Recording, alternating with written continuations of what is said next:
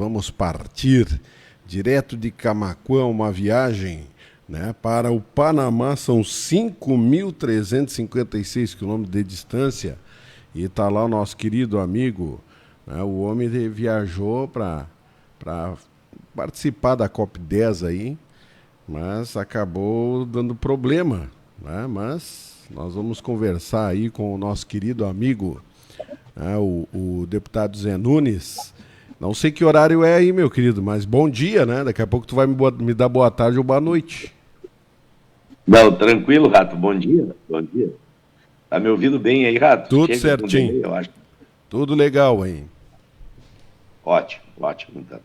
Na verdade, Rato, aqui agora são 5 horas, 5h25. São 2 horas mais cedo, né? Então, botei o meu relógio às 5 aqui, para dar tempo só de levantar e passar um pentezinho no cabelo para poder falar contigo. Afinal de contas, tu tá me vendo aí pela tela Tudo do certinho, celular. graças a Deus. Tudo certo. Bom, Aí, Zé Nunes, conta pra gente aí, né? aqui.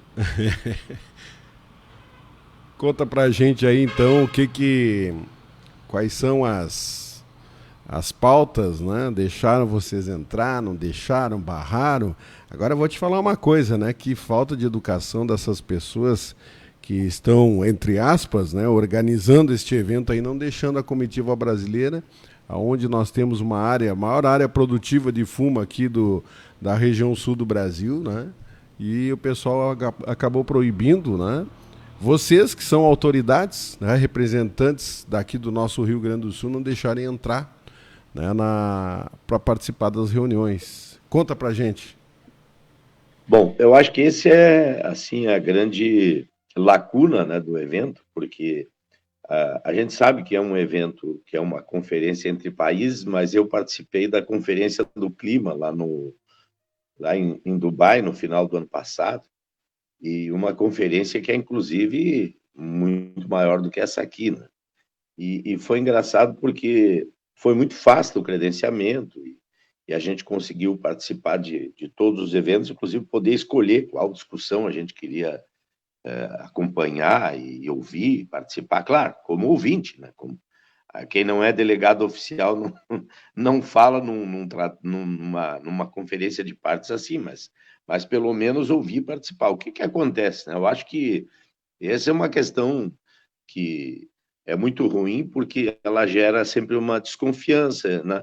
Obviamente que essa é uma decisão do colegiado da mesa secretária, que secretaria os trabalhos, são diversos secretários. Tem um primeiro secretário, que é uma médica uruguaia, representando o Uruguai, depois tem vários países que formam esse conselho de secretários, que tem uma presidência. Esse conselho de secretários é quem toma as decisões, né, encaminha todo o regimento de funcionamento da conferência. E eles tiraram neste ano aqui no Panamá, não foi só a delegação brasileira, mas que acho que a maior que tinha, fora oficial, de fato, era a nossa, né?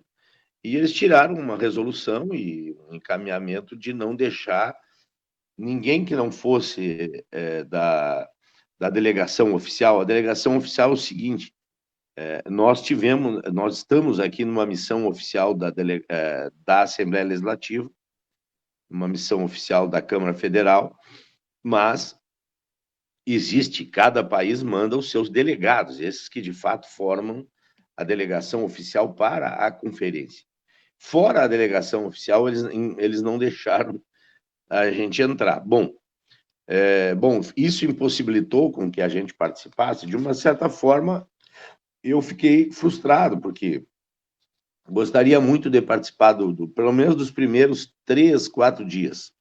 Quando abrem-se os processos de votação, eu até acho certo que permaneçam só os delegados, né? Assim foi na Índia da outra vez, a gente participou 4 dias e depois iniciaram-se as votações. Quando iniciaram-se as votações, que aí as delegações oficiais tinham que se manifestar votando, levantando o crachá, vamos dizer assim, eles pediram para que a gente não estivesse, até para não haver uma confusão de interpretação de voto, porque muita votação é feita por contraste, enfim, né? Bom, acho que esse foi um erro desse grupo que organizou aqui no Panamá. O Brasil, neste ano, não está nesse secretariado. De qualquer forma, a nossa decisão aqui, inclusive uma decisão minha, eu já liguei para a Casa Civil do governo federal pedindo que o nosso governo brasileiro nos ajude que numa próxima COP isso se modifique, né? Porque não tem sentido parlamentares não poderem participar de uma conferência como ouvintes. É só isso que a gente queria aqui. Então, isso foi um grande erro. Bom, alguém vai perguntar, bah, mas o que vocês ficaram fazendo então aí? Né? O importante é dizer que aqui na COP nós temos uma delegação brasileira, a embaixada brasileira que coordena a delegação brasileira em termos de organização, e a gente já tinha articulado lá no Brasil, em outubro do ano passado, quando começamos a sentir que poderia haver essa possibilidade, porque depois, não sei se tu te lembra, e os ouvintes vão lembrar que em novembro houve uma grande turbulência aqui no Panamá em função de umas minas de cobre que foram fechadas aqui, e se instalou uma situação de insegurança e o evento então foi transferido. Mas o evento aconteceria ainda no ano passado. E naquele momento a gente articulou com a embaixada brasileira, o embaixador Marcelo em Porto Alegre, a possibilidade de durante a COP, a gente ter encontros diários com a delegação brasileira e com a embaixada brasileira para tratar de todos os assuntos referentes à discussão da conferência e outros assuntos relacionados à questão do tabaco. Então, acho que esse tem sido o momento alto nosso aqui, né? O momento alto que são essas discussões que acontecem, reuniões longas, de aproximadamente 2 horas, mais um pouco às vezes, e a gente todos os dias tem feito esse debate, né, com a representação, a delegação brasileira. Então, esse eu acho que foi um momento, e tem sido um momento assim, muito rico, porque aí no Brasil mesmo, Rato, a gente não consegue fazer uma reunião ampla, e nós tivemos aí, vamos ter aí, sei lá, um total de 6 a 8 horas de encontros, né, com a delegação brasileira. Nesses encontros se fala de tudo, né? Se fala sobre produção, se fala da saúde, se fala de todos os assuntos, se fala sobre como se encaminham os documentos, as pautas, enfim, eu acho que tem sido muito rico, assim, né? Nós estamos voltando amanhã, sábado, né? E tem sido muito rico esses momentos. Eu acho que, de uma certa forma, salvou, né, de maneira muito substancial a nossa participação aqui no Panamá na discussão dos temas da COP10. Então, esse é um dos aspectos desta COP.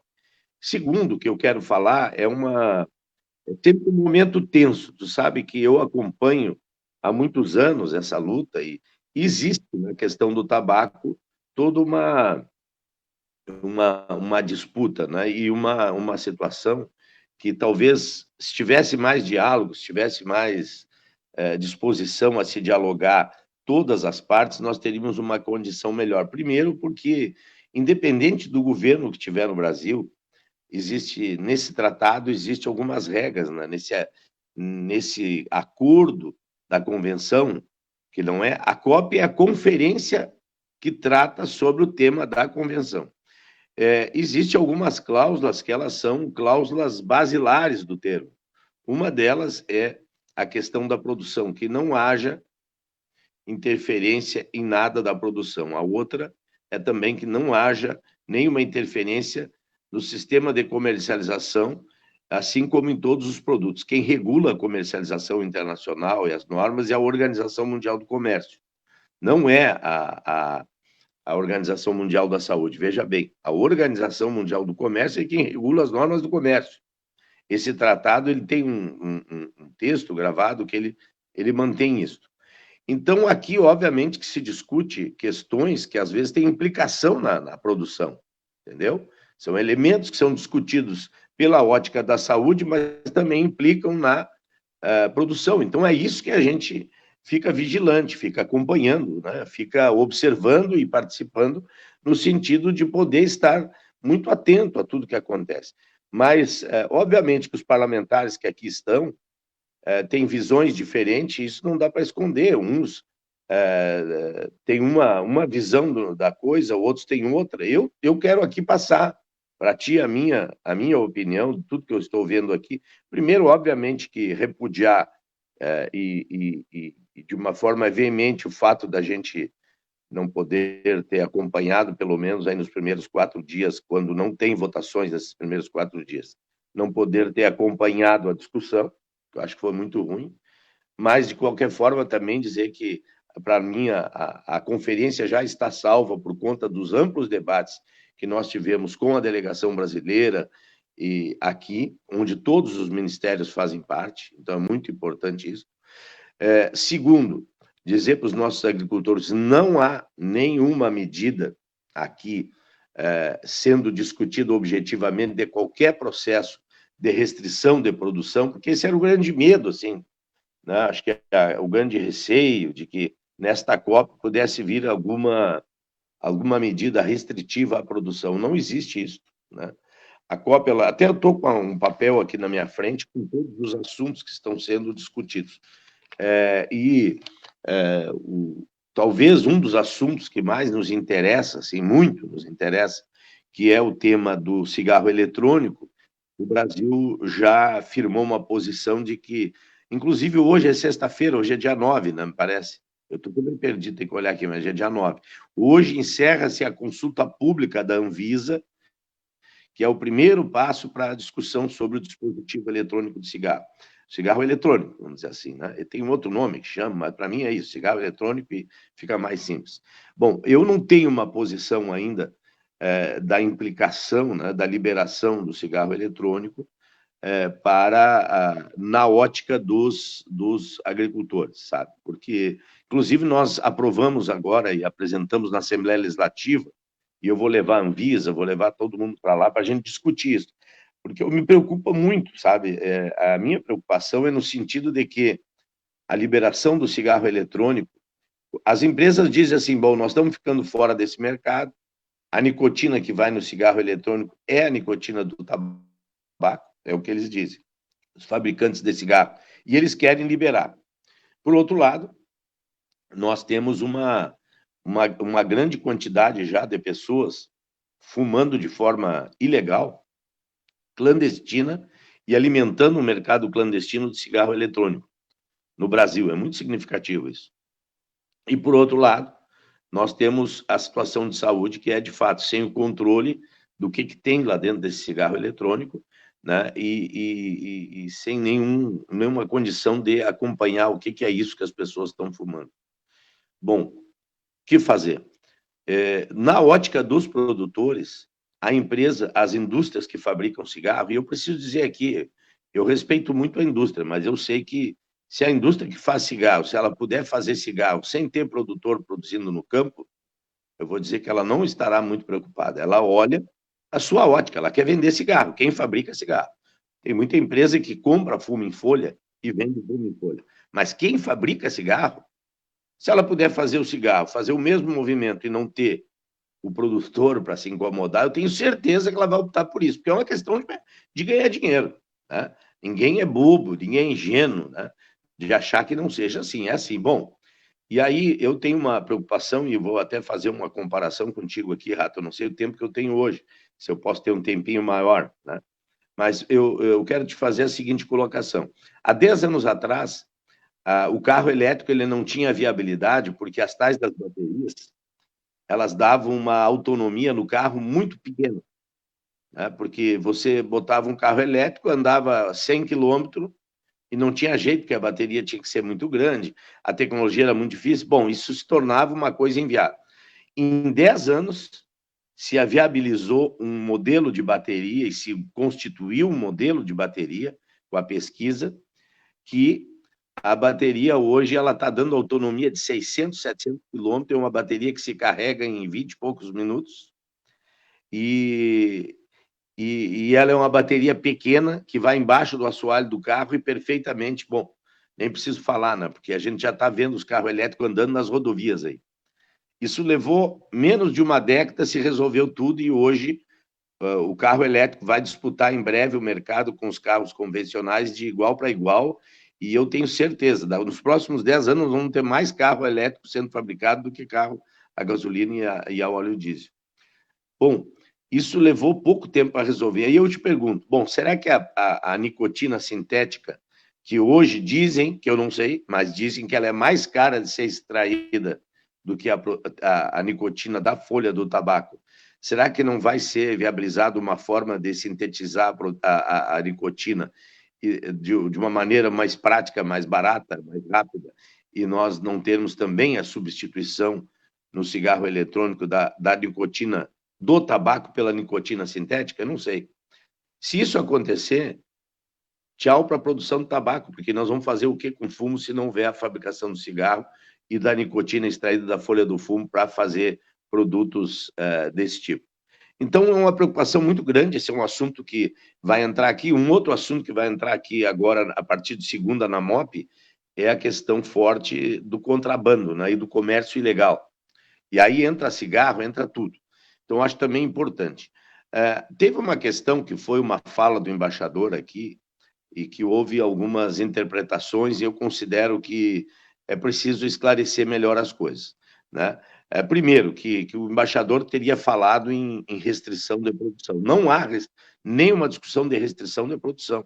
O que o embaixador falou é que o Brasil se preocupa com as famílias que acabam deixando de produzir. E essa é uma realidade. Muitas empresas nem querem o produtor pequeno. Tu sabe que tem muitos produtores de tabaco que produzem 10, 15, 20 mil pés que nem plantam para empresas. Porque as empresas não querem ele porque são pequenos. Eles acabam plantando para os picaretas, como nós chamamos aí. E vende para os picaretas que depois alimentam todo o mercado junto às empresas, né? Então, o que o embaixador falou é que o Brasil, né, deve ter um olhar e ter alguma política especial para esses produtores que acabam deixando de produzir por conta, ou seja, da diminuição da demanda de tabaco no mundo, que não é o caso brasileiro, né, porque a gente sabe que nós estamos produzindo mais de 500 milhões de quilos já há vários anos, né? Diminuíram as famílias, sim, nos últimos 20 anos, nos últimos 15 anos, diminuiu as famílias e diminuiu a área plantada.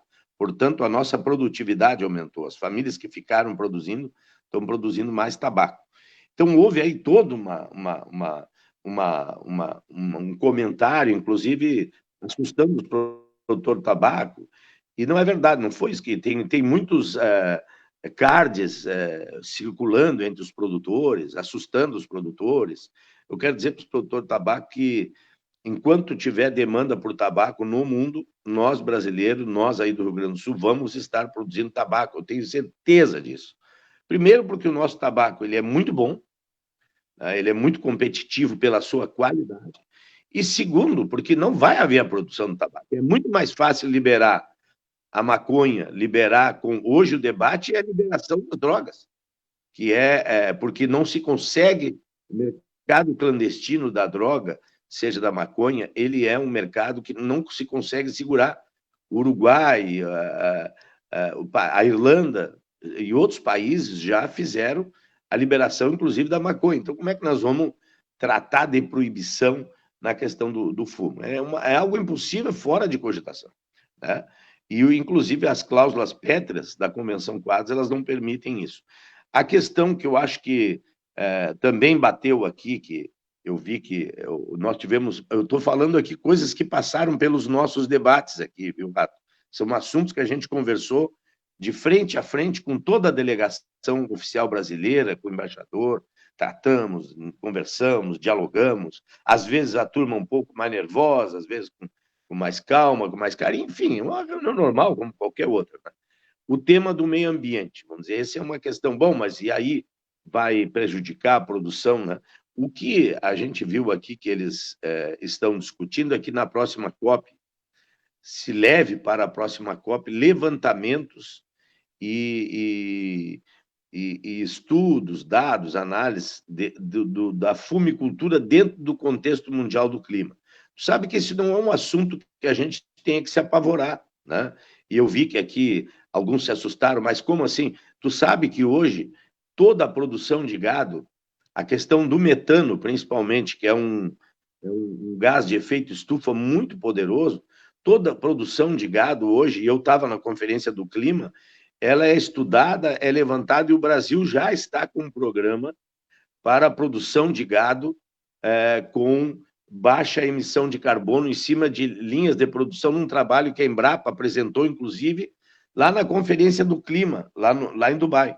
E que na Expo Inter, a Embrapa já apresentou, junto com diversas entidades da pecuária brasileira, seja de leite, o Sindilat, inclusive, fez um seminário dentro da Expo Inter para tratar disso.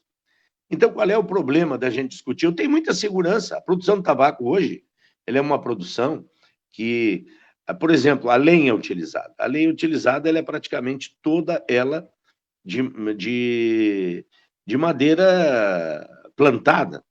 São áreas cultivadas. Se você tiver hoje numa pilha de eucalipto um pau de árvore nativa, o agricultor, inclusive, é multado.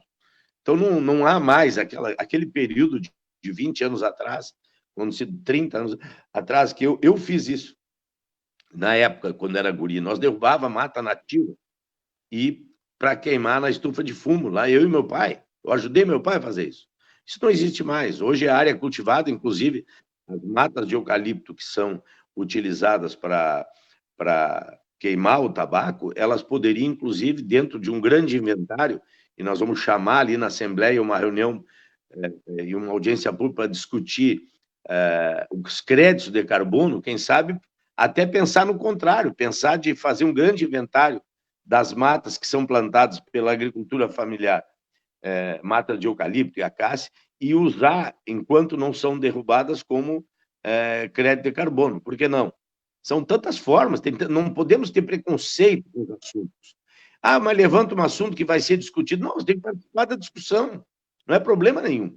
Então, na próxima COP, deve vir toda uma avaliação, e aí é onde entrou de que os elementos poluentes, porque tem um país que trouxe para cá uma discussão, eu não me lembro qual é o nome do país agora, de que o filtro do cigarro, depois do cigarro fumado, o filtro do cigarro, no mar, ele tem um efeito muito negativo por conta de que os peixes eles enxergam os filtros, aqueles filtrozinhos, e comem, e aí tem todo um estudo que eles apresentaram aqui. Eu não me lembro qual é o país, é um país bem pequeno até. Bom, e eles colocaram isso para entrar dentro da pauta para discutir numa próxima COP e avaliar isso. Bom, é isso que está sendo feito. Então, sobre os assuntos aqui tratados, eu não quero passar com segurança para ti, que é um repórter que acompanhou toda a discussão aí dos preparativos para a gente vir aqui. O Clique Camaquã é uma entidade de comunicação muito séria e muito envolvida, e muito perto dos assuntos que dizem respeito ao povo. Aquele dia, quando eu te encontrei no trevo de Camaquã, fazendo uma matéria no meio da rótula do trevo, no meio de uma tarde, eu até disse para o Sérgio, vamos chegar aqui, porque qual é a rádio que faz isso, né? Qual é o meio de comunicação que vai ali no lugar onde a coisa está acontecendo? Então, eu preciso aqui aproveitar esse espaço também, já que eu tenho esse espaço sempre de poder conversar com os nossos ouvintes, com os nossos agricultores, para, de uma certa forma, tranquilizar o nosso fumicultor, porque tem tido um conjunto de comunicações, porque a gente precisa ser sério com aquilo que a gente fala, tem que montar um card com informações falsas. Eu vi um card que eu recebi, que está circulando nos grupos dos agricultores, que tem 3 mentiras absurdas ali, né? Que não está sendo discutido aqui, que não está acontecendo isso, né? E aí aquilo circula, e um amigo meu que é produtor de tabaco, inclusive meu primo, me mandou, dizendo, Zé, me manda um áudio aí, me conta o que está acontecendo aí, eu estou apavorado, eu recebi essas coisas aqui e tal. Eu digo, vai colher o teu fumo para não perder na lavoura, secar bem e fazer o teu dinheiro, porque não é nada disso, não é verdade isso que está acontecendo, que está sendo falado aí. Então, eu acho que nós temos aqui, saímos dessa conferência, né, com esse olhar de que, de fato, a questão dos novos produtos do tabaco, as novas formas de consumir nicotina, elas precisam ser debatidas e avaliadas e tomadas decisões sobre ela, né? Acho que reafirmar de que não há aqui e não sairá da COP nenhum elemento relativo à restrição de produção, nem poderia sair, porque isso é uma coisa que precisa ser entendido. Para mexer no texto básico, da Convenção Quadros tem que ser aprovado no Congresso Nacional dos Países. Não é aqui, não são os delegados, somente com aprovação do parlamento é que pode haver alguma modificação. Isso precisa ser dito, senão dá uma grande confusão. E as pessoas ficam a cada dia achando que, não.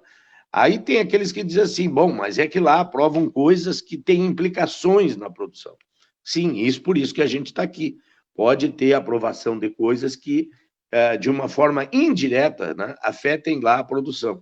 Por isso nós estamos aqui acompanhando, né, a discussão, mas para tranquilizar o nosso produtor e a nossa região produtora, que é tão importante, né, eu quero dizer que eu estou muito tranquilo.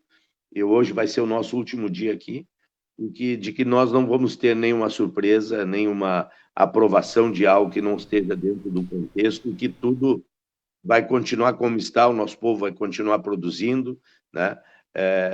E trabalhando e gerando renda, né? E, bom, enquanto tiver gente querendo comprar tabaco no Brasil e querendo comprar esse produto e consumir, nós vamos ser muito competitivos para produzir, vamos continuar produzindo. Então, essa é a mensagem que eu quero deixar de alguém que não é bobo, né? Porque não me tirem para bobo, porque não sou nesse assunto. Eu me criei produzindo tabaco, trabalhei numa empresa de tabaco, sou presidente da frente parlamentar, já acompanhei várias COPs, né? Então, sei do que estou falando.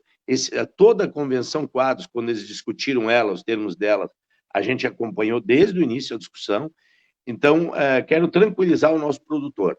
Produza um trabalho, faça um bom produto e vamos continuar nossa peleia. E eu tenho uma meta, avançar na forma da relação do produtor com as empresas, melhorar essa performance do agricultor na hora da venda.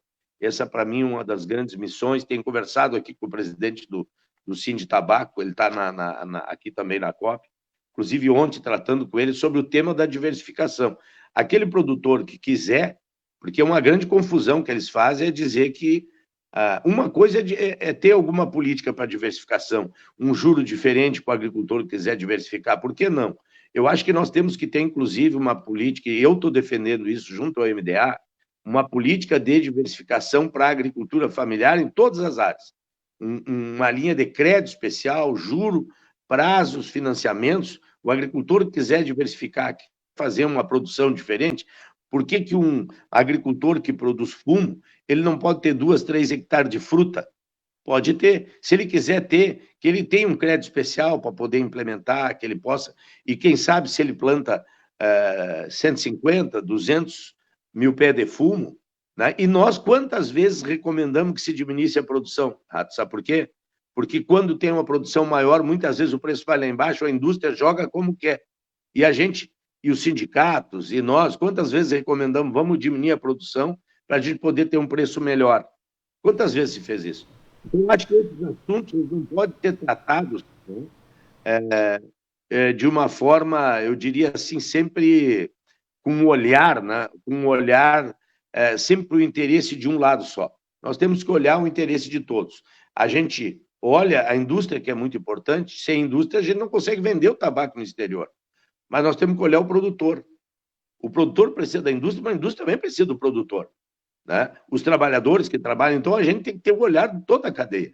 E nesse sentido que a gente olha para que haja um ganha-ganha, e não um ganhe e se utilize da outra parte somente quando precisa. Não é assim. Então, a minha opinião é essa, eu quero tranquilizar a ti e a nossa equipe aí do Clique, de que, embora tenha sempre aqueles pontos de discussão controversos, na síntese, não tem nenhuma medida que vá, e tu já vai saber isso quando vai ser publicado, né, o texto final da convenção daqui a uns dias.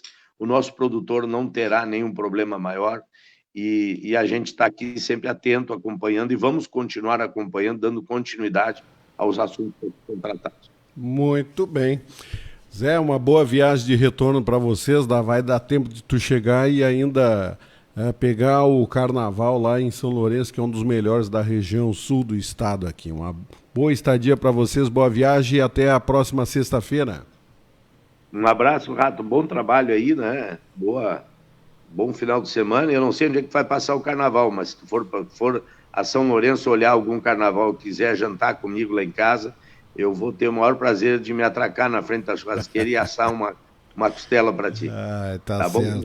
Um grande abraço, meu querido. Tudo de bom, até mais. Um abraço, bom dia para ti, dos ouvintes. Um abraço. Tá aí o nosso querido Zé Nunes participando conosco aqui, né? Uma participação bastante grande, mas bastante importante.